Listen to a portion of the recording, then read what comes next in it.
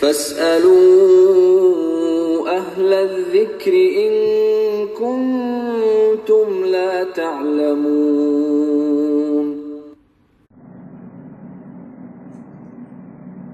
अस्सलामु अलैकुम वरहमतुल्लाहि वबरकातुहू। नहमदुहु व नसल्ली अला रसूलिहिल करीम। बेंगलुरु में एक इदारा है जिसको CIS कहते हैं। बहुत मशहूर व मारूफ इदारा है, सेंटर फॉर इस्लामिक स्टडीज़। सब जानते हैं इसको। उसकी बड़ी खिदमत हैं और हमेशा उससे लोग फ़ायदा उठाते हैं। मुस्लिम नॉन मुस्लिम, उनकी लाइब्रेरी भी है, बहुत उनकी खिदमत हैं। हमारे बिरादर जनाब शाकिर साहब उसके एक सरगर्म कारकुन हैं, तो वो भी इसमें शरीक होकर बहुत सारी खिदमत अंजाम देते हैं। अल्लाह की मेहरबानी है। हमारे बिरादर शाकिर साहब ने ये तजवीज़ रखी कि कुछ सवालात जो आमतौर पर किए जाते हैं, अब चूँकि लॉकडाउन में सब लोग घर में बंद हैं, तो उन्होंने कहा कुछ सवालात भेजता हूँ, उनके आप जवाब दीजिए ताकि हम CIS की तरफ से उसको नशर कर सकें। बहरहाल मैं तो उस लायक नहीं हूँ, फिर भी उनके हुस्न ज़न का ख्याल करते हुए मैंने उनकी दावत कबूल की और आज उसी का सिलसिला हम शुरू कर रहे हैं। सवालात लोगों के और जवाबात शरीयत की रोशनी में। आज ये तकरीबन समझिए कि 17 सवालात हैं।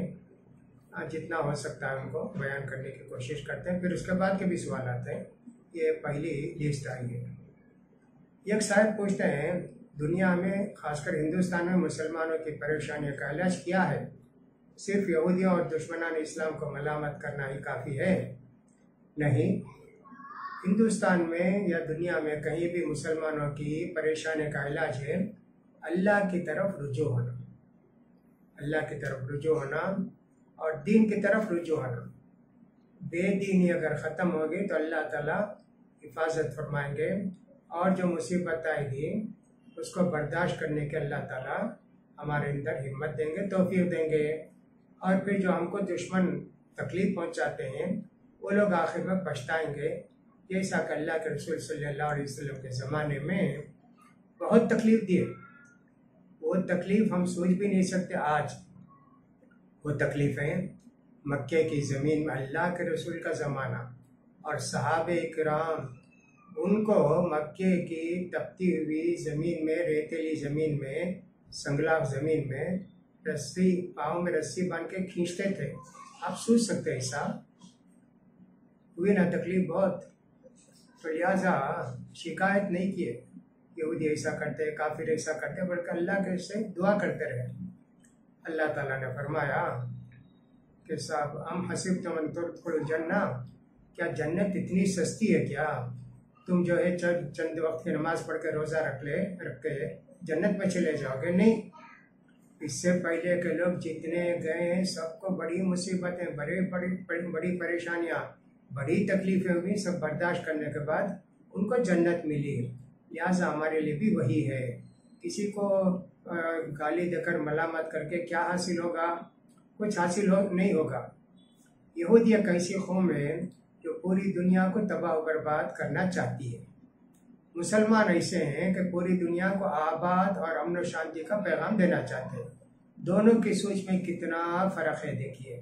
मुसलमान सारी दुनिया को अमन शांति और मोहब्बत और प्यार का पैगाम देना चाहते हैं और उसकी सूरत है कि अल्लाह पर ईमान लाएं। हम भी अल्लाह पर ईमान रखते हैं और यहूदी भी अल्लाह पर ईमान रखते हैं। वो भी आखिरत पर, नबियों पर ईमान रखते हैं। हम भी नबियों पर, आखिरत पर ईमान रखते हैं। लेकिन उनकी सोच कितनी गलत है देखिए।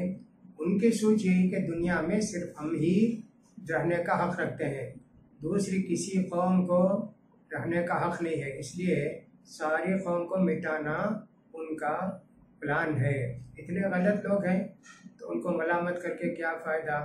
पर अल्लाह ताला इस दुनिया में भी उनको, आखिरत में भी उसका बदतरीन बदला देगा। दुनिया में इससे पहले कई मरतबे उनको सज़ा मिल चुकी है अल्लाह की तरफ से, फिर भी संभले नहीं, सुधरे नहीं। तो कहने का मतलब ये है कि साहब हमको अल्लाह से मदद मांगनी, अल्लाह की तरफ रुजू हो जाएं तो इंशाअल्लाह अल्लाह ताला हमारी तकलीफ़ों को दूर करेगा। देर सवेर जल्दी नहीं करनी चाहिए। हदीस वगैरह बहुत है इस सिलसिले में कि इतना बड़ा टॉपिक इसी को बोलते रहे तो आधा घंटा पूरे हो जाएंगे, क्योंकि दूसरे सवालात का जवाब देना है, इसलिए हम उनको बताने की कोशिश करते हैं। एक साहब है कोई अब्दुल्ला जगन, उन्होंने पूछा है क्या सजदे की हालत में दोनों एड़ियों को मिलाना है। वैसे ये हदीस आई है कि दोनों एड़ियों को अल्लाह के रसूल मिला देते थे सजदे की हालत में। आपको प्रैक्टिस नहीं तो ज़रा दिन तकलीफ होगी, लेकिन उसके बाद आदत हो जाएगी। वो ज़रा सा तकलीफ होती है। दोनों एड़ी मिला देते हैं, ज़मीन पर दोनों पैरों को रख के सजदे की हालत में उंगलियों को क़िबले की तरफ रखते हैं और दोनों एड़ियों को दोनों पाँव को मिला देते हैं। ऐसी एक हदीस आई है, लिहाजा आप उस पर अमल कर सकते हैं। ये मुस्तहब है, वाजिब नहीं है। अगर नहीं करें तो नमाज हो जाती। दूसरा सवाल उनका ये है, मियाँ बीवी गैर मज़हब में है, इस्लाम में नहीं है। अब शौहर इस्लाम कबूल कर लिया, बीवी इस्लाम कबूल नहीं करती है, तो क्या बीवी से फ़ौरन अलग हो जाना है क्या?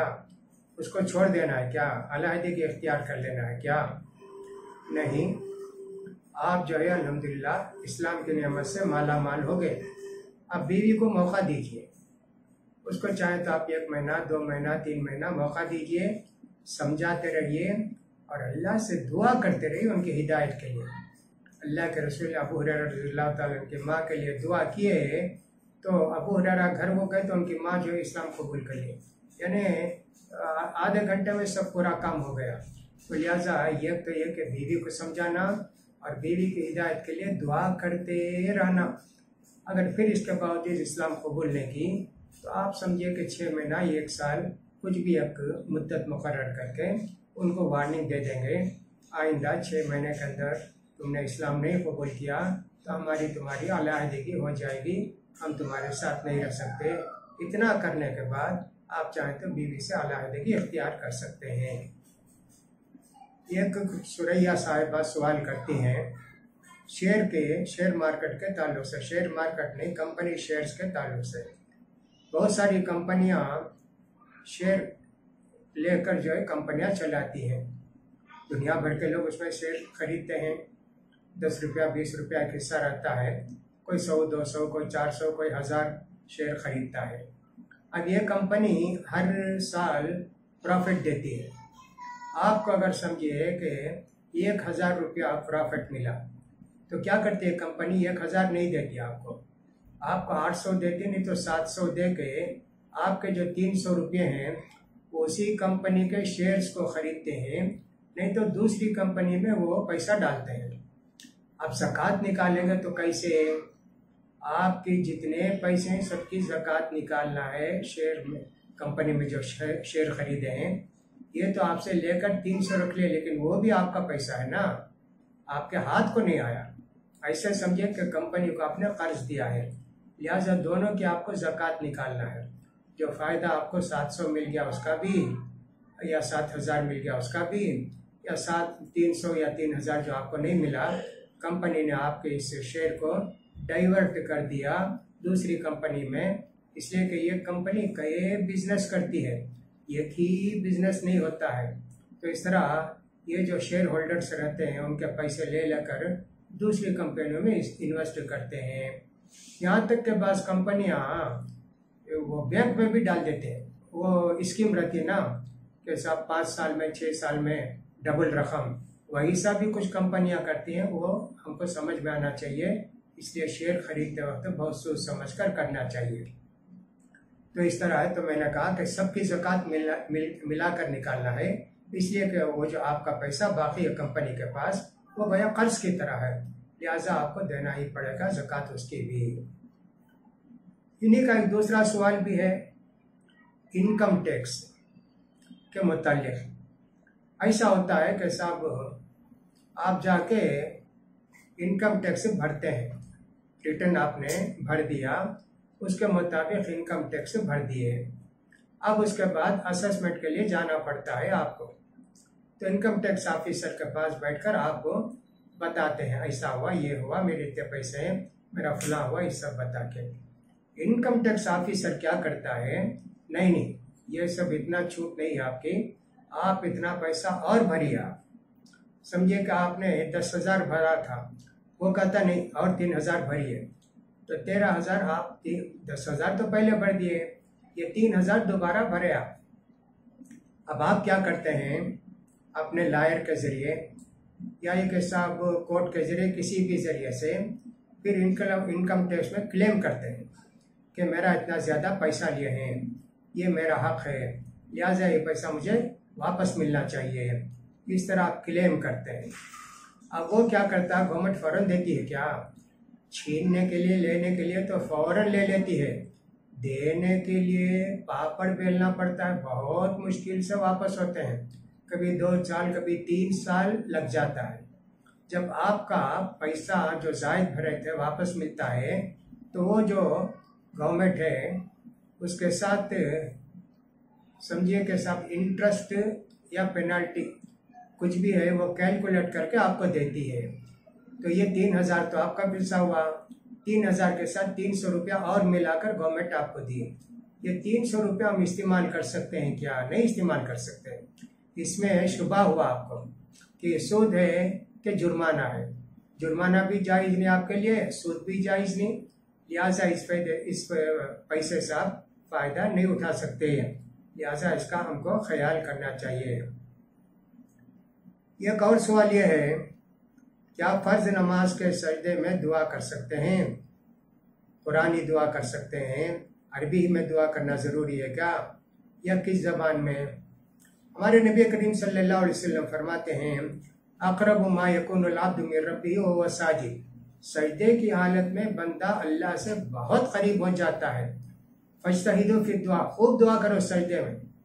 फ़क़मिनुन अन युस्तजाब लकुम, अल्लाह ताला तुम्हारी दुआ कबूल कर सकता है, लिहाजा सजदे में दुआ कर सकते हैं, करना चाहिए।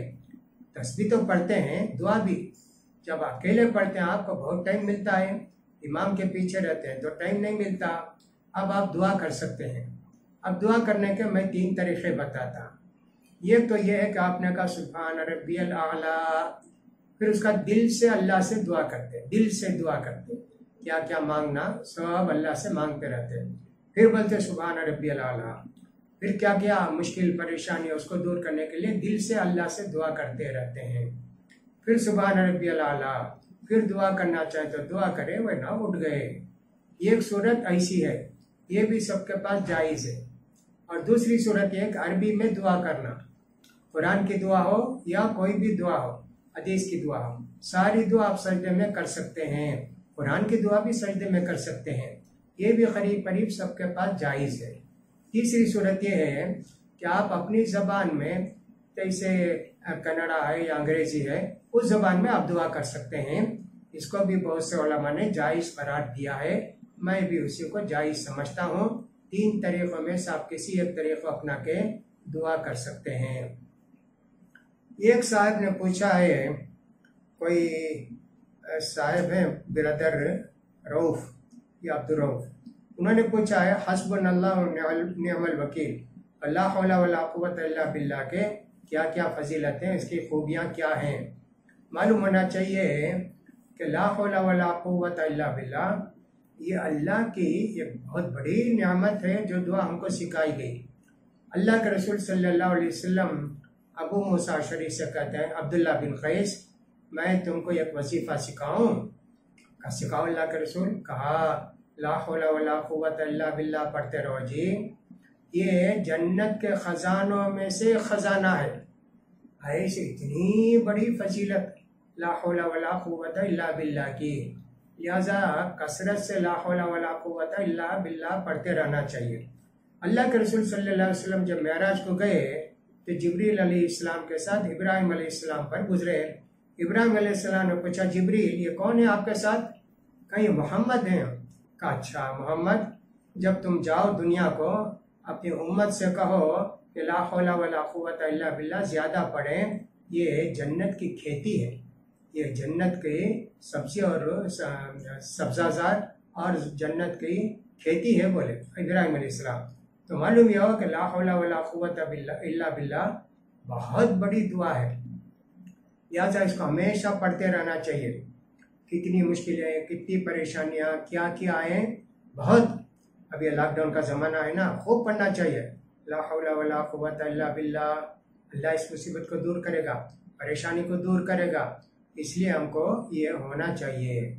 अब हम अजान में भी कहते हैं ना, हय्या अलस सलाह हय्या अलल फलाह, तो कहते हैं ला हौला वला कुव्वता इल्ला बिल्लाह। क्या मतलब इसका? नमाज को बुलाना भुला दिए, अब उनको तौफीक देना, मस्जिद को पहुंचाना, अल्लाह ही के बस की बात है, अल्लाह ही के ताकत है और अल्लाह ही की मदद है, ऐसे बोलते हैं।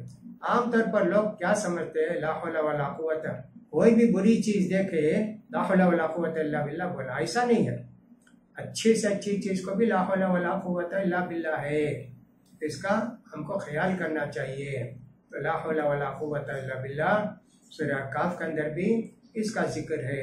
बहुत प्यारी दुआ, बहुत अच्छी दुआ, जितना करते हैं रात दिन आप करते रह सकते हैं इसको। आपकी सारी मुश्किलें, सारी परेशानियां और सारी उलझनें सब दूर होंगी। ये बहुत बेहतरीन दुआ है, लेकिन मालूम होना चाहिए कि हर दुआ का असर कब होता है। दिल से भी दुआ करना, यानी दिल में भी वो इरादा रहना और उसका माना मतलब मालूम रहना, और अल्लाह से दुआ करे तो फायदा होता है। इसके बहुत फजीलतें हैं, बहुत ज़्यादा वक्त मैं दे नहीं सकता। दूसरा आपने पूछा हस्बुनल्लाहु व निअमल वकील, इसकी क्या फजीलत है, इसके अंदर क्या खूबी है? तो लिहाजा मालूम होना चाहिए, अल्लाह के रसूल सल्लल्लाहु अलैहि वसल्लम उहद के मैदान में शरीक हुए। अब मुसलमानों की गलती से जीती हुई जंग को हार गए। अब अल्लाह के रसूल पूरे इतने गम के साथ मदीने को वापस हुए। जिब्रील अलैहिस्सलाम ने कहा नहीं नहीं, अभी आपको फौरन जाना है, चलना है। तो अल्लाह के रसूल ने कहा चलो। सारे साहबा को बोले चलो जी, जो काफिर निकल कर गए मक्के को वापस, उनका पीछा करना है, उनको जाके मारना है। अब उसके बाद ऐसा हुआ कि अल्लाह के रसूल साहबा सब जा रहे हैं काफिरों का ताक़ुब करते हुए।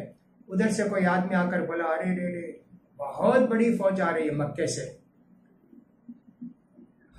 कहा उसने इन्नन्नास क़द जमअू लकुम, बहुत आ रहे हैं भाई, बहुत आ रहे हैं। तो क्या करते? अल्लाह के रसूल ने कहा चलो जी दुआ करो, हस्बुनल्लाहु व निअमल वकील। यही दुआ अल्लाह के रसूल बार बार करते थे, अल्लाह हमारे लिए काफ़ी है, अल्लाह हमारा मददगार है, अल्लाह हमारे लिए बस है, अल्लाह ताला की मदद ही हमको चाहिए। कितना अच्छा दोस्त है अल्लाह ताला हमारा। ऐसा दुआ किए ये जो काफिरों की फौज वापस आने सूची, ये अल्लाह के रसूल गए तो काफिरों को भी उधर से दिल इरादा हुआ अरे जाके मदीने में फिर मारेंगे जिनको। बास थोड़ी दूर ही आए थे, उनके दिल में रोब बढ़ गया, सब वापस चले गए। देखिए कितना है। इसी तरह हस्बुनल्लाह व निअमल वकील, कोई भी मुसीबत है, परेशानी है, क्या क्या है, आपको चाहिए कि इन दुआओं को खूब पढ़ते रहें, खूब पढ़ते रहें। कोई भी मुसीबत दुनिया की हो, परेशानी हो, ये दो दुआ आपके लिए बहुत ही ज़्यादा मुफीद रहेगी। तो लिहाजा इसकी फजीलतें बहुत अच्छी है, बहुत होना चाहिए।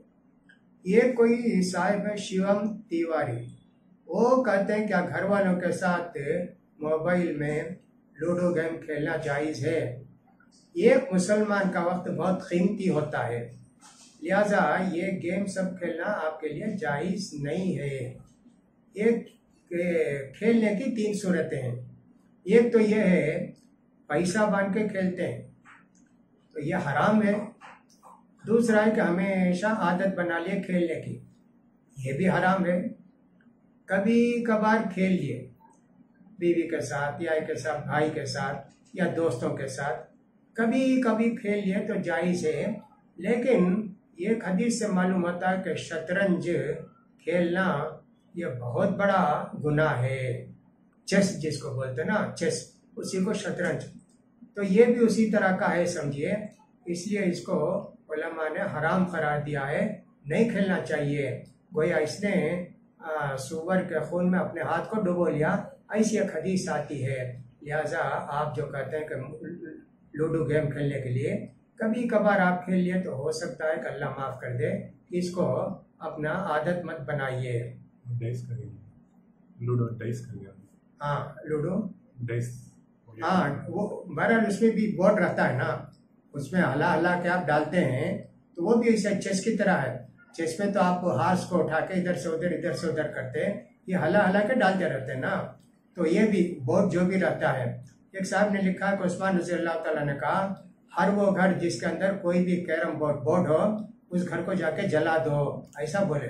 तो ये लूडो गेम भी आप हाथ में हटा के डालते हैं उसमें खेलने के लिए, इसका ख्याल करना है।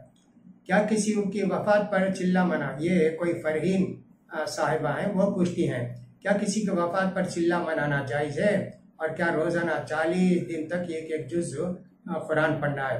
दोनों बिदअत है, चिल्ला किसी ने नहीं मनाया, ये सब गैर मुस्लिमों की आदत और रिवायत है जो हमारे अंदर आ गई। दोनों चीज़ें नाजायज़ हैं, लिहाजा रोज़ाना एक सुन्नत एक पारा पढ़ना भी बिदअत है उनके लिए, और ये भी है कि सब चिल्ला करना भी जायज़ आपके लिए नहीं है। और दूसरा सवाल, एक शहनाज साहिबा हैं, वो कहती हैं क्या कुरान बगैर मतलब समझे पढ़ सकते हैं, ये भी वो सफ़िया साहिबा का सवाल है। हाँ, पढ़ सकते हैं ना, कुरान मतलब के साथ पढ़े तो ज़्यादा सवाब मिलेगा, हिदायत भी मिलेगी, तिलावत का सवाब भी मिलेगा। अगर आपको माना मतलब समझ में नहीं आता, नहीं पढ़ सकते हैं, तो कुरान पढ़ेंगे तो इसका भी सवाब आपको मिलेगा। एक शाहनाज साहिबा पूछती हैं, कुछ लोग नमाज के बाद खड़े होकर दरूद सलाम पढ़ते हैं, खड़े होकर, मैं नहीं पढ़ती हूँ तो लोग समझते हैं कि अल्लाह की रसूल की इज्जत मेरे दिल में नहीं है। ये सलाम पढ़ना हराम है, एक तरह से शिर्क है। एक नमाज हाथ बांध के 2 रकात 3 रकात 4 रकात पढ़े अल्लाह के वास्ते, अब दूसरी नमाज पढ़ते अल्लाह के रसूल के वास्ते, थोड़ा सा किरास हो जाते कि मदीना किधर पड़ता है, लेफ्ट में पड़ता है राइट में पड़ता है, उधर किरास होके या हबीब सलाम अलैकुम, या रसूल सलाम अलैकुम, या खैर खल्क़िल्लाह सलाम अलैकुम, ऐसा पढ़ते हैं। ये मैं समझता हूँ शिर्क है, हरगिज़ नहीं करना चाहिए, हरगिज़ नहीं पढ़ना चाहिए, और पढ़ने वालों का साथ नहीं देना चाहिए, लिहाजा इसके आप ख्याल कीजिए। ईद की नमाज अल्लाह करे कि हम लोग ईदगाह में पढ़ें ईद की नमाज, ये सब जो को लॉकडाउन है ख़त्म हो जाए। ईद की नमाज घर में कैसे पढ़ें, तकबीरात के दरमियान हाथ बांधना है या छोड़ देना है, ईद की नमाज अकेले पढ़ें या घर वालों के साथ पढ़ें। ईद की नमाज घर वालों के साथ पढ़ना चाहिए, और ईद के दिन खुतबा नहीं है, खाली नमाज पढ़ना, जैसे जुमे के बदले हम जोहर पढ़ते हैं ना, खुतबा नहीं ना, वैसे ईद की नमाज भी घर में पढ़ना है, खुतबा नहीं है। एक अकेले नहीं पढ़ना है, घर के लोगों को लेकर पढ़ना है, और 7 तकबीर पहली रकात में और 5 तकबीर दूसरी रकात में। अब इसमें हाथ उठाना क्या, छोड़ छोड़ कर आप हाथ बांधे रहिए और अल्लाह अकबर कहते रहिए, काफ़ी है। और अगर हाथ छोड़ते उठाते हैं तो वो भी जायज़ है आपके लिए, कोई हर्ज की बात नहीं है। हदीस में वजाहत के साथ ये बात नहीं आएगी कि अल्लाह अकबर जो जायद तकबीरें हैं हाथ छोड़ना चाहिए या हाथ बांध के रहना चाहिए, ऐसी वजाहत नहीं आई। इसलिए हमने कहा कि आप जो है छोड़ना चाहें तो छोड़ें, बांध के रखना चाहें तो बांध दें।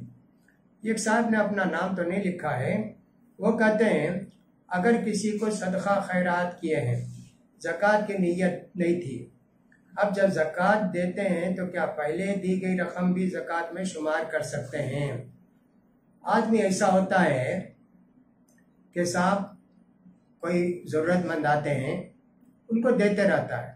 अब देने की 2 सूरत है, एक तो सदका खैरात जनरल, ये सिर्फ मुसलमानों के लिए, काफिरों के लिए नहीं, काफिरों के लिए जनरल चैरिटी आप दे सकते हैं, ज़कात बोलता हूँ। आते लोग देते जाते, आपने दिया 100 रुपया दिए, लिख लिए ज़कात, मैंने ज़कात दी है, उसमें लिख लिया ज़कात 100 रुपये दिया। फिर ज़रा दिन के बाद कोई आया तो 1000 रुपया दे, लिख लिया 1000 रुपया दिया। ऐसी पूरी चीज़ें साल के आखिर में हिसाब करते।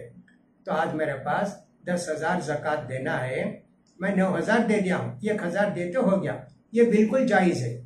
लेकिन आप नियत नहीं करें ज़कात की, देते गए, अब ज़कात निकालना चाहते हैं तो पूरी रकम आप लिख के रखे हैं, इतना दिया इतना दिया इतना दिया, क्या उसको ज़कात में शुमार कर सकते हैं? नहीं कर सकते। नीयत ज़रूरी है ज़कात में, नीयत के बगैर ज़कात कबूल नहीं होती। लिहाजा आपने जो दिया नीयत करके दिए हैं तो ज़कात में निकाल ले सकते हैं, इतना दे दिया हूँ इतना बाकी है। नीयत के बगैर दिए है ना, उसको आप शुमार नहीं कर सकते, इसका ख्याल कीजिए। एक साहब पूछते हैं सऊदी अरब से, इंडियन है, मेरा नाम नदीम खां है, मैं सऊदी में रहता हूँ, मेरे निकाह की तारीख मुकर्रर है, कोविड-19 की वजह से मैं सफ़र नहीं कर सकता, क्या ऑनलाइन निकाह हो सकता है? उसकी क्या सूरत होगी? हो सकता है, ऑनलाइन निकाह हो सकता है। शर्त यह है कि सब वली, वो जो लड़की के वालिद हैं वो रहेंगे, 2 गवाह रहेंगे, आपकी शक्ल सूरत पहचानते हैं, सब आपको जानने वाले पहचानने वाले। इस तरह आप ऑनलाइन में निकाह कर सकते हैं, कोई हरज की बात नहीं। ऑनलाइन क्या, फ़ोन में भी निकाह हो सकता है। तो लिहाजा निकाह ईज़ा कबूल करा सकते हैं ऑनलाइन पर भी, ये जायज़ है। अल्लाह आपकी मुश्किल को दूर करे और आपकी शादी आसानी के साथ तय कर दे। एक साहब अब्दुल हमीद साहब मैंगलोर से पूछते हैं, बेंगलुरु में बहुत सारी जमातें हैं, बहरहाल उसमें से एक सलफ़ी जमात भी है। वो पूछते हैं क्या हैज़ की हालत में औरत कुरान पढ़ सकती है? अल्लाह के रसूल सल्लल्लाहु अलैहि वसल्लम के ज़माने में कुरान लिखा हुआ नहीं था, फिर हाइज़ा कुरान को नहीं छू सकती, ऐसा फतवा दे सकते हैं क्या? मालूम होना चाहिए, हैज़ वाली औरत कुरान, हैज़ या निफास वाली औरत कुरान पढ़ सकती या नहीं पढ़ सकती, इसमें उलमा का इख्तिलाफ रहा है। कुछ उलमा कहते हैं शुरू से हाँ पढ़ सकती, सब कुछ पढ़ सकती। इमाम अलबानी आपके ज़माने में, पुराने ज़माने इमाम बुखारी वगैरह इसी के कायल हैं, पढ़ सकते, लेकिन नापाक इंसान जुनूबी नहीं पढ़ सकता। दूसरे लोग कहते हैं हरगिज़ नहीं पढ़ना, कुछ भी नहीं पढ़ना, कुरान ही नहीं पढ़ना हैज़ की हालत में। उसके लिए हदीस भी पेश करते हैं कि अल्लाह के रसूल ने कहा कि जुनूबी और हाइज़ कुरान ना पढ़ें और एक हर्फ भी ना पढ़ें, ये हदीस ज़ईफ़ है, इस पर अमल नहीं हो सकता।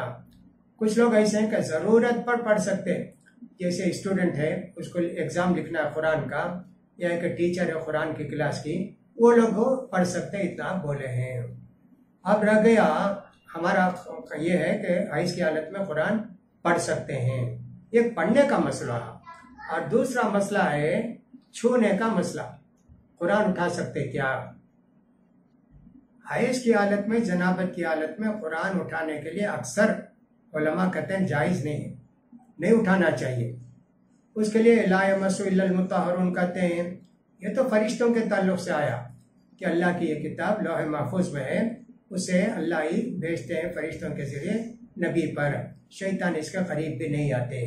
तो ये वहाँ आसमान की किताब का जिक्र है, ला यमस्सु इल्लल मुत्तहरून।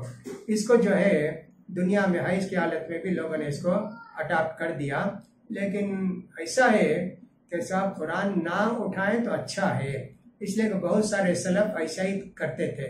अलबत्ता कुरान उठाने के लिए ग्लोव्स पहन के उठाते थे, नहीं तो उसकी जो चंची, जो गिलाफ है, कवर है, उसको पकड़ के उठाते थे।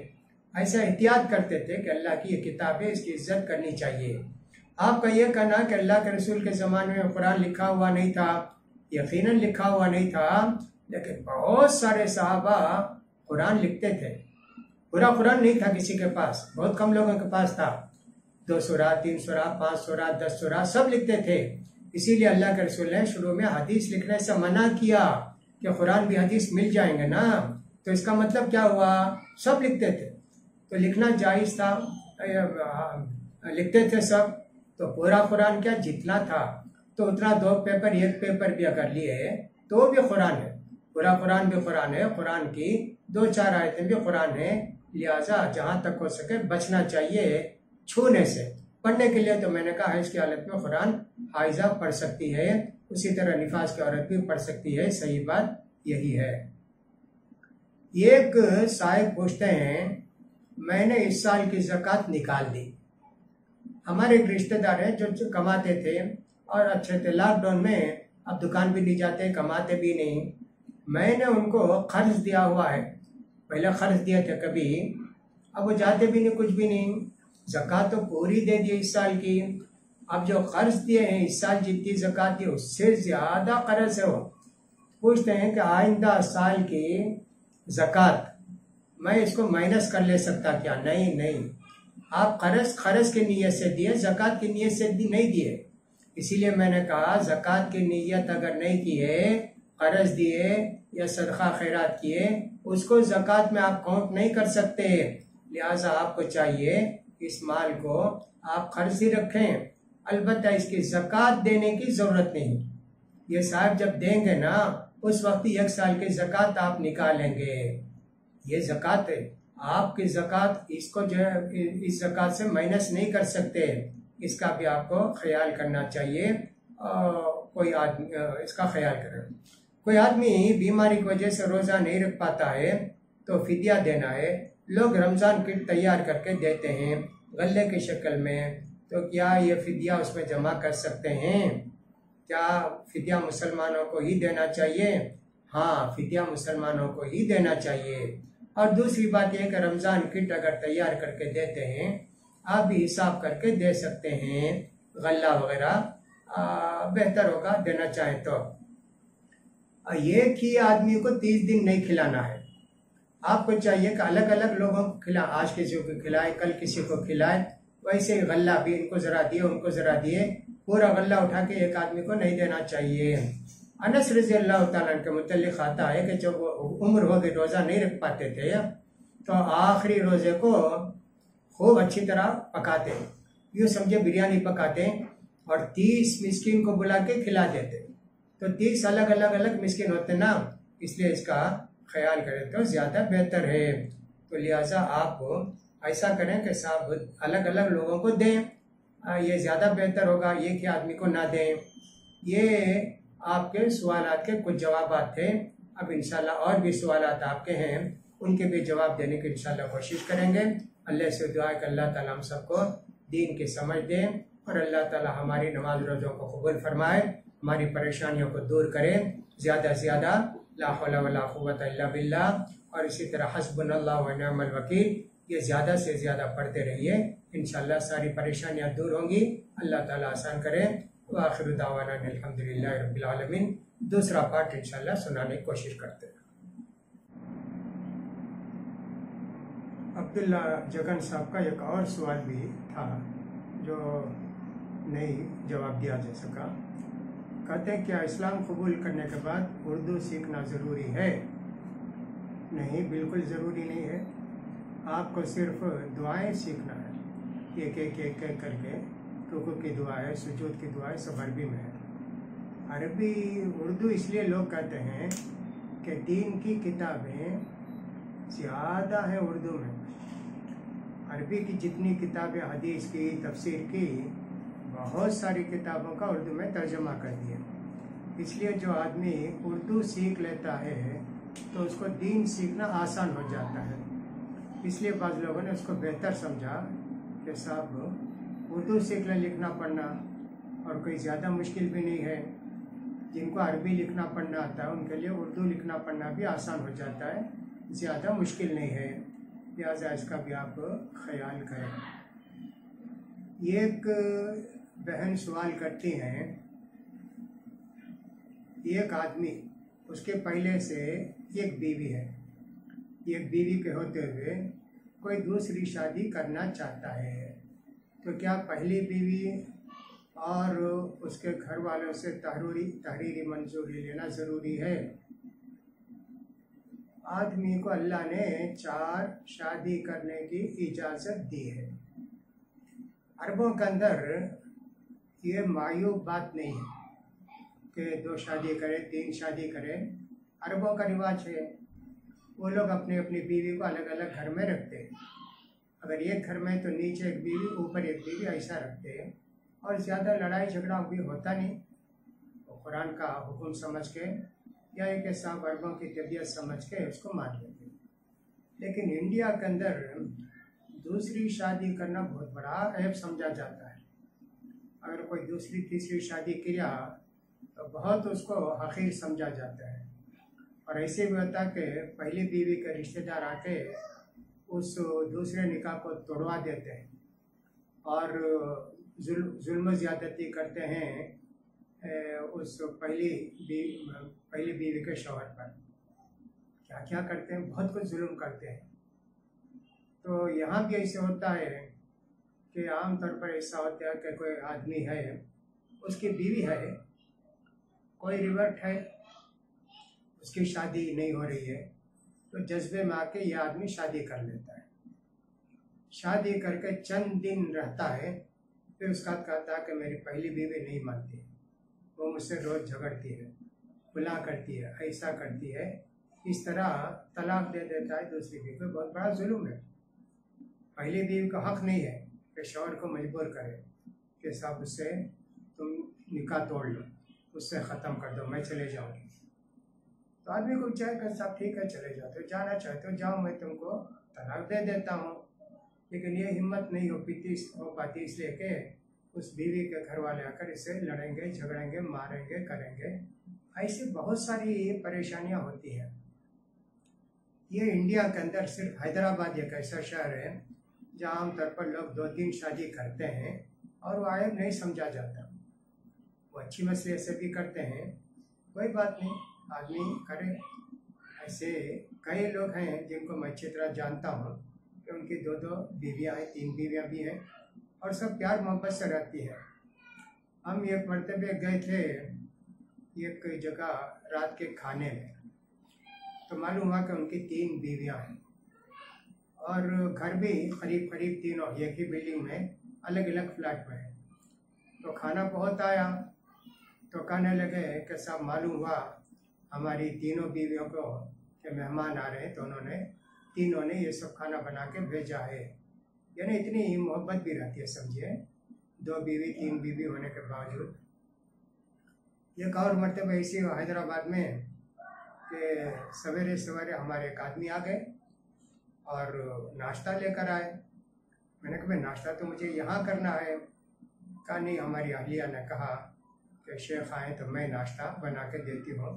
वो बेचारे नाश्ता लेकर आए, सवेरे कितनी आइटम्स लेकर आए। वो मालूम हुआ कि उनकी भी 3 बीवियाँ हैं, हालांकि अभी बहुत जवानी है। बस मरतबा ऐसा होता है आदमी अपनी ज़रूरत के लिए शादी करता है, 1 शादी 2 शादी 3 शादी। कभी आदमी अपनी ज़रूरत के लिए नहीं, दूसरी की मजबूरी दूर करने के लिए, परेशानी दूर करने के लिए शादी कर लेता है। ज़्यादातर ऐसे होता है हैदराबाद में कि साहब तलाक हो गई, जवान लड़की है और उसके साथ वो कैसे ज़िंदगी गुजारेगी। मालूम हुआ कि कोई उसका रिश्ता नहीं आ रहा है तो कि नेक बंदा आगे बढ़कर वो शादी कर लेता है। और वहाँ ये सब मसाइल नहीं होते कि साहब तलाक दे दो, फुला करो। तो बहरहाल इनका सवाल ये है कि एक बीवी के होते हुए अगर कोई आदमी दूसरी शादी करना चाहे तो क्या पहली बीवी से इजाज़त लेना और उसके घर वालों से इजाज़त लेना और लिख लेना, अच्छा है क्या लिखा लेना, वरना ये मसला पैदा होता है।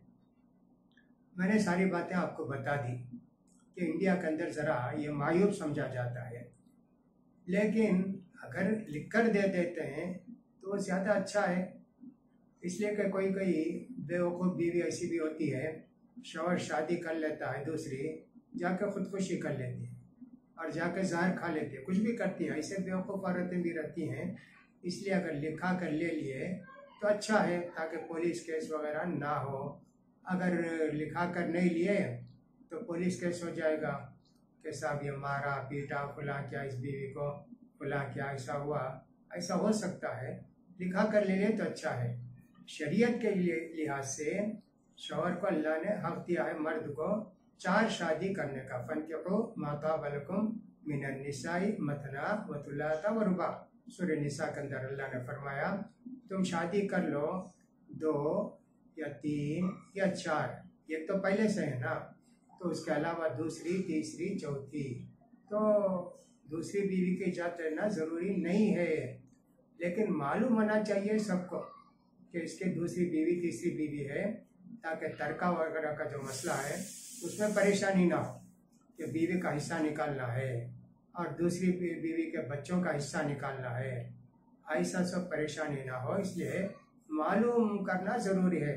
इसीलिए हदीस में आता है आलिम हाद निकाह, निकाह का ऐलान करो, सबको मालूम होना, छुपे छुपे शादी नहीं कर लेना। उसकी वजह से बहुत सारे मसाइल पैदा हो सकते हैं। मैं समझता हूँ कितनी बातें आपको मालूम हो गई और मसलिहतन आप लिख कर ले लें, कोई बात नहीं, लेकिन शरीयत का कानून ये नहीं है, इसको समझें। क्या तरावी के बाद तहज्जुद भी पढ़ सकते हैं? अगर पढ़ सकते हैं तो वितर कब पढ़ें? हदीस में तो आया कि वितर को रात की आखिरी नमाज बनाओ। वितर कितनी रकात है? मालूम होना चाहिए कि तरावी और तहज्जुद एक ही नमाज है। अबू सलमा रजी अल्लाह अन्हु ने आयशा रजी अल्लाह अन्हा से पूछा, बुखारी की हदीस है, कि अल्लाह के रसूल सल्लल्लाहु अलैहि वसल्लम रमज़ान में कितनी रकात पढ़ते थे? आयशा रजी अल्लाह तआला ने कहा कि अल्लाह के रसूल सल्लल्लाहु अलैहि वसल्लम रमज़ान में भी और गैर रमज़ान में भी 11 रकात से ज़्यादा नहीं पढ़ते थे। इससे मालूम हुआ कि एक ही नमाज है। अल्लाह के रसूल रमज़ान में तरावी अलग तहज्जुद अलग नहीं पढ़े। 3 सहाबा के साथ आपने नमाज पढ़ाई ना, तो आखिरी रात जो बिल्कुल आखिरी हिस्से में पढ़ाई, तहज्जुद के लिए टाइम भी नहीं था, तो कैसे बोलें कि तहज्जुद भी अलग है तरावी भी अलग है? हम तो यही समझते हैं कि दोनों नमाजें एक ही हैं। लिहाजा आप अगर तरावी पढ़ लिए तो तहज्जुद पढ़ने की ज़रूरत नहीं है। हमारे कुछ उलमा ने, जैसे शेख नासिरुद्दीन अलबानी रहमतुल्लाह अलैह वगैरह हैं, इन्होंने तो कहा हरगिज़ नहीं पढ़ना चाहिए। एक हदीस यूँ आती है कि अल्लाह के रसूल सल्लल्लाहु अलैहि वसल्लम से एक साहबी ने पूछा, अल्लाह के रसूल मैं रात की नमाज कैसे पढ़ूँ? तो अल्लाह के रसूल सल्लल्लाहु अलैहि वसल्लम ने फरमाया, 2 रकात पढ़ते रहो, सुबह का टाइम करीब हो जाए तो 1 रकात वितर पढ़ लो। ये गैर रमज़ान के लिए हो सकता कि साहब 8 रकात की तहज्जुद क्या, उससे ज़्यादा भी पढ़ सकते हैं, कम भी पढ़ सकते हैं, लेकिन तरावी के रसूल की नमाज अल्लाह के रसूल ने 3 दिन भी 11 रकात पढ़ाई, जैसा कि सही इब्न खुज़ैमा में याद पड़ता है मुझे कि है।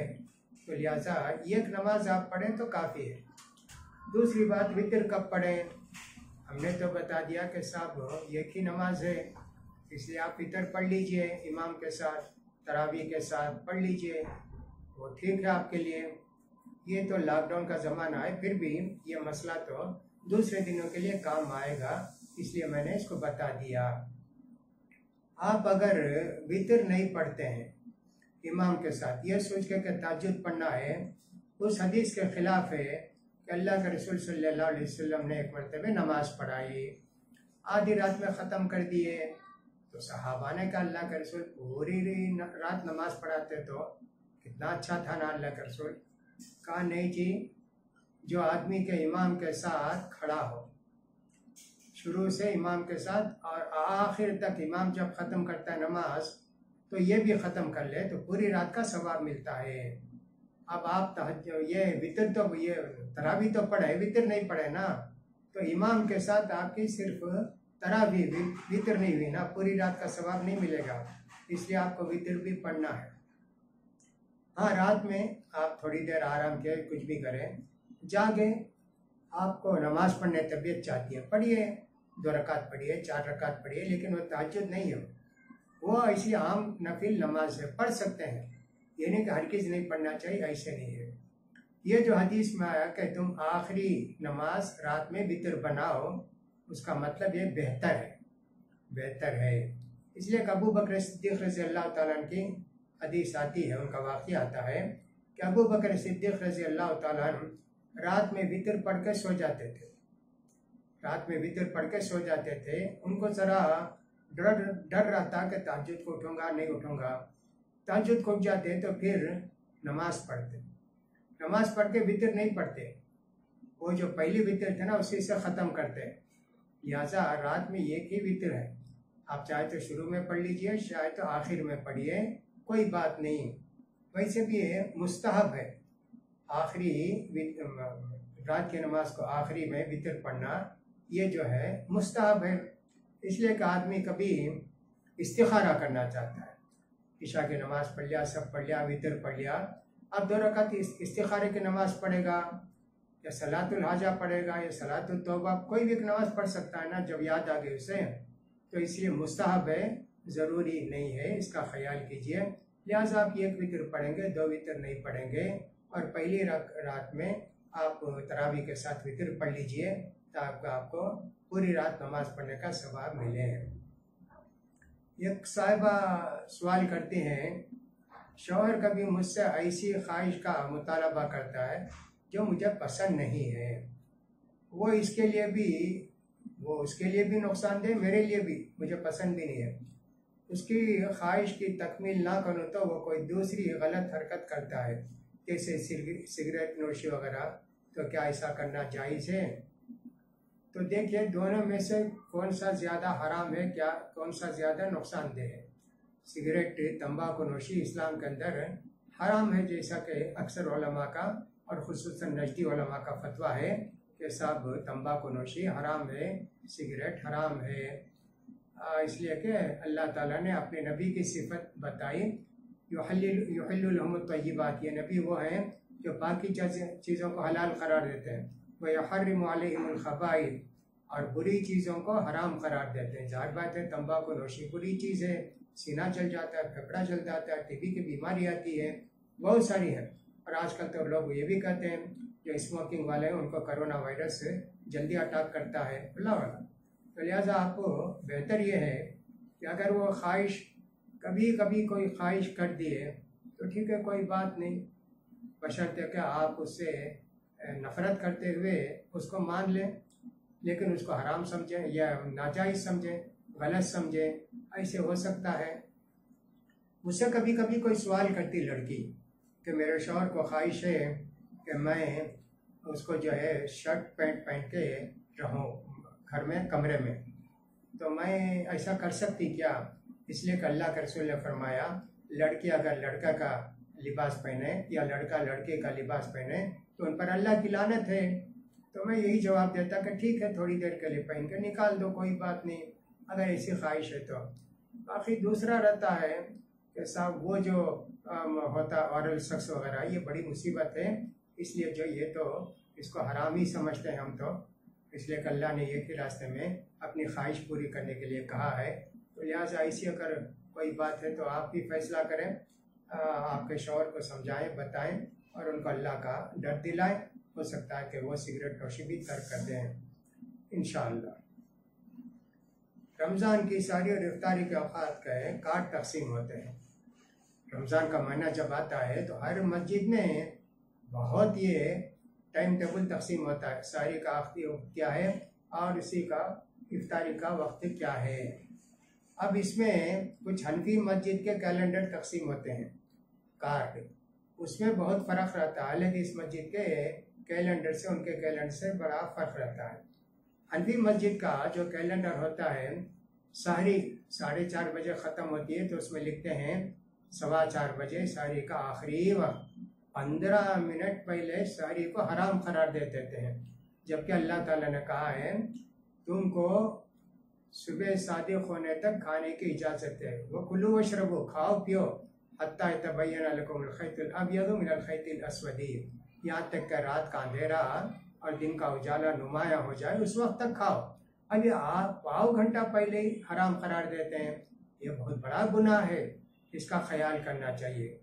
उसी तरह सूरज डूबते वक्त, फर्ज कीजिए आपके यहाँ सूरज अगर डूबता है 6/27-28 को बेंगलोर में, जैसे अगर आप उस वक्त इफ्तार करें तो बहुत अच्छा है। अब तो सब गूगल में इसमें उसमें पूरा आ गया आपको कि सूरज कैसे डूबता है, कब डूबता है, एक एक मिनट का नहीं, एक एक सेकंड का हिसाब करके बताते हैं। आप उसी को देख के इफ्तार कीजिए। यहाँ ऐसा होता है कि हनफी कैलेंडर के अंदर अगर 6/27 को है तो 6:35 या 36 को 8 मिनट के बाद इफ्तार का टाइम है।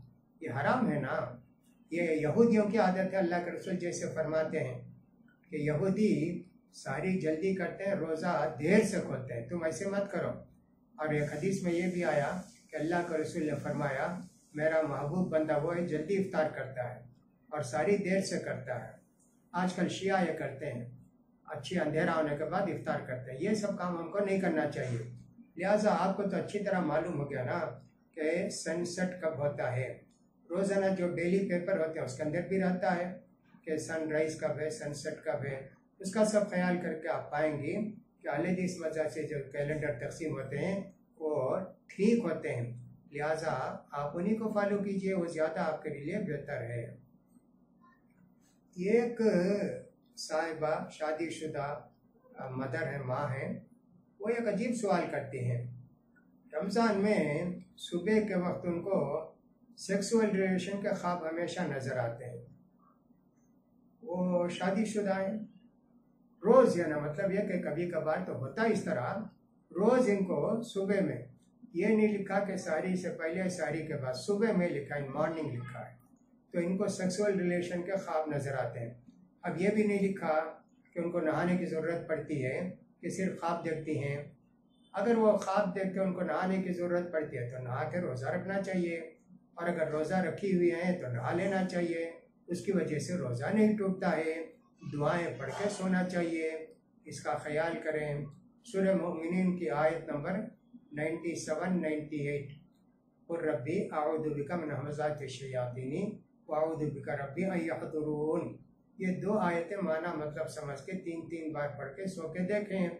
उसी तरह आयतुल कुर्सी पढ़ कर सो कर देखें। ये सब पढ़ने से भी हो सकता है, अगर शैतान की तरफ से ये है तो फिर वो ख्वाब वगैरह आपको नहीं नज़र आएगा, इत्मीनान और सुकून की ज़िंदगी हो जाएगी। रमज़ान के महीने में और ईद में और सब बकरीद में तो नहीं, बहरहाल ये रमज़ान में और ईद में बहुत झगड़ा होता है। हिंदुस्तान बहुत बड़ा मुल्क है और यहाँ समझिए कि कुछ जगह चांद नज़र आता है, कुछ जगह चांद नहीं नज़र आता है। तो जैसे कर्नाटका के साहिली इलाके हैं, ये भटकल है और सब दूसरे शिरूर है और इस तरह के बहुत सारे इलाके हैं, वहाँ चांद नज़र आ जाता है, लेकिन यहाँ दूसरे लोगों को चांद नहीं नज़र आता। ये कहते हैं क्यों इसको नहीं मानते लोग, क्या एक ही कानून नहीं बना सकते क्या चांद रुयत हिलाल का अलग अलग कानून है क्या? ऐसे लोगों ने लिखा है क्या? हाँ, ऐसा होता है।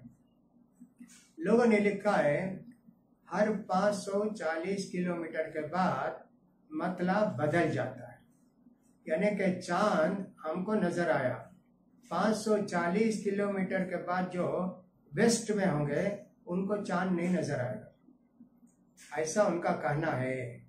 तो लिहाजा उलमा इस पर अमल करते हैं। होना तो चाहिए कि एक जगह चांद नजर आ गया तो पूरे इंडिया के लोग उसको फॉलो करना चाहिए, लेकिन ऐसा नहीं करते हैं। केरला में हमेशा एक दिन पहले वो लोग रोज़ा रखते हैं, एक दिन पहले ईद मनाते। वो पूरा साहिली इलाका है केरला और उनको आसानी से चांद नज़र भी आता होगा। तो लिहाजा अगर केरला में नज़र आया तो कम से कम साउथ की 4-5 स्टेट जो हैं पूरे मिलकर रमज़ान का रोज़ा भी मना सकते हैं। अगर पूरे इंडिया वाले नहीं माने तो कम से कम समझिए कि सब तेलंगाना है, कर्नाटका है और केरला है, तमिलनाडु है और ये सब मिलकर कर्नाटका, ये 5 मिलकर ईद मना सकते, रोज़ा रख सकते हैं, लेकिन करते नहीं हैं। अब इसके लिए हिलाल कमेटी कायम करना चाहिए कि साहब ये हिलाल कमेटी स्टेट की है, चारों स्टेट के हिलाल कमेटी के मेंबरान बैठे या 5 स्टेट के हिलाल कमेटी के मेंबरान बैठ के इस पर बहस करें और ये तरीक़ा अपना लें कि साहब कहीं भी चांद नज़र आया हमारे स्टेट में उसका अनाउंस किया जाएगा और पूरे लोग एक साथ ईद रखेंगे, ईद को मनाएंगे और रोज़ा रखेंगे। अगर ऐसा कामयाब हो गए तो हो सकता है कि पूरे इंडिया वाले भी इसको मान लें। तो यहाँ मसाफत की बात है, तो लिहाजा 530 किलोमीटर पर मतलब बदल जाता है। ऐसे लोगों ने लिखा है 520-530 ऐसे लिखा है कि मतलब बदल जाता है, उनके मतलब की कोई का ख्याल नहीं करेंगे। पूरे अरब के अंदर एक दिन ईद मनाते हैं। अब अरब की वजह से ईस्ट वेस्ट दोनों लोग भी उनको फॉलो करते हैं। जैसे मक्के में चांद नज़र आ गया, ये सिंगापुर, मलेशिया, ये लोग भी पूरा उसी दिन रमज़ान शुरू कर देते हैं। और वेस्ट में जाएं आप, लंदन है, ये है, जर्मनी है, फ्रांस है, वो लोग भी ऐलान कर देते हैं कि साहब चांद नज़र आए। और ऑस्ट्रेलिया में तो ऐसा है कि 20 दिन 15 दिन पहले ही बोल देते फला दिन चांद नज़र आएगा और फला दिन रोज़ा शुरू, फला दिन चांद होगा, ईद दूसरे दिन, ये 20 दिन पहले, 1 महीना पहले ही बोल देते, इसलिए कि उनके पास वो देखकर वो मतलब देखकर बताते हैं, हिसाब होता है उनके पास। तो हर जगह हिसाब होता है, करने वाले यहाँ भी हैं। तो लिहाजा इसको भी, बेंगलुरु में एक आदमी थे डॉक्टर अब्दुल जाहिर, वो इसके बड़े माहिर थे फलकियात के, उनका शायद इंतकाल हो गया, वो शायद हार्ट स्पेशलिस्ट है। वो दुनिया में बहुत सारी कमेटियों के अंदर बुलाए जाते थे ये रुयत हिलाल के मसले के लिए। मुझे उनका नाम ऐसी याद पड़ता है, डॉक्टर अब्दुल जाहिर। वो हमेशा रमज़ान के 2-3 दिन पहले ही, रमज़ान से शुरू होने से ऐलान कर देते कि साहब फला दिन चांद नज़र आएगा, फला दिन चांद नहीं नज़र आएगा, ऐसा वो बाकायदा ऐलान करते थे। वो फलकियात का माहिर होते हैं कि चांद की रफ्तार, सूरज की रफ्तार, फला की रफ्तार, ये सब देख के तारीख मुकर्रर करते हैं। तो लिहाजा अगर कम से कम ऐसा हो जाए, ये साउथ की 4-5 स्टेट मिलकर अपना एक जोन बना लें कि हमारा ये जोन है, यहाँ कहीं भी चांद देखे तो पूरे लोग मिलकर रोज़ा रखेंगे, पूरे लोग ईद मनाएंगे।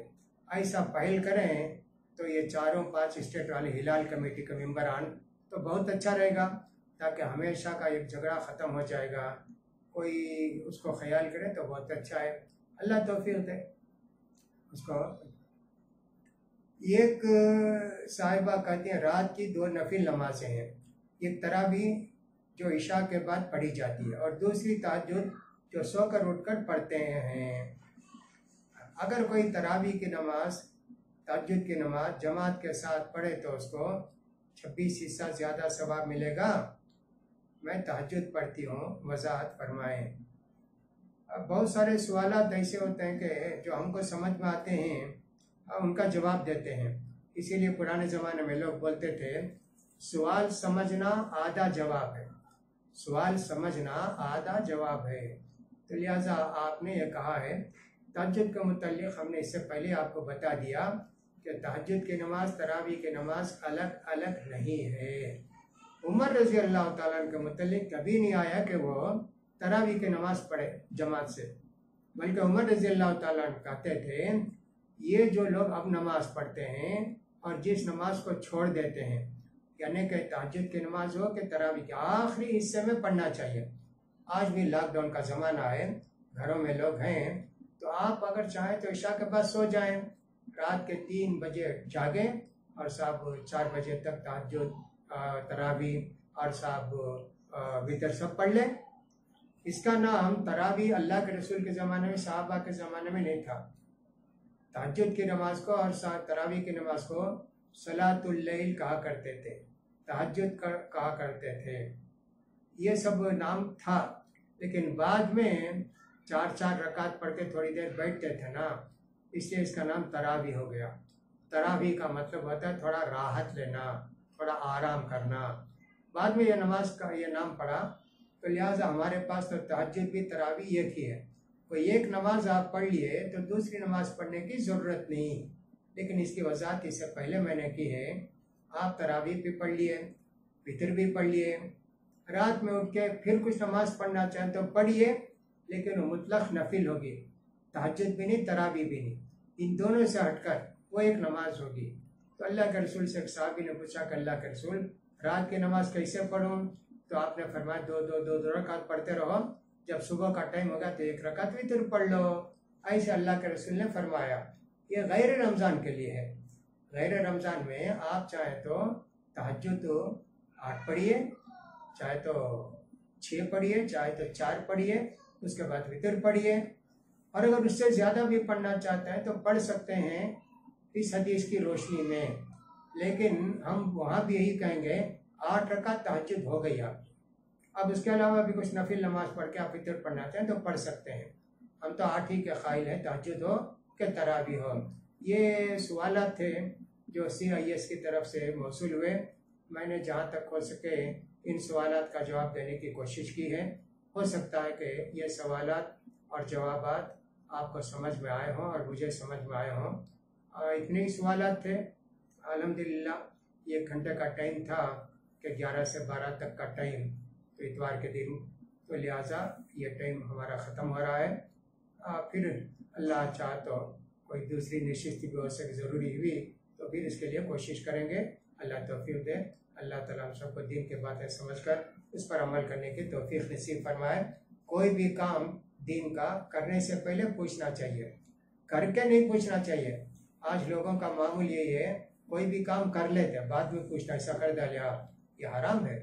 पहले पूछना बाद में करना, ऐसा ही है। अल्लाह ताला ने कहा सूरह मुहम्मद के अंदर फ़अलम अन्नहु ला इलाहा इल्लल्लाह, पहले जो है मालूम करो, इल्म हासिल करो, बाद में अमल करो। लिहाजा आपको भी चाहिए कोई काम करना चाहते हैं तो पहले आप पूछिए, बाद में अमल कीजिए। यही आपके लिए बेहतर है। अल्लाह ताला तौफीक दे। तो आखिर दावाना अल्हम्दुलिल्लाहि रब्बिल आलमीन। अस्सलामु अलैकुम व रहमतुल्लाहि व बरकातुहू।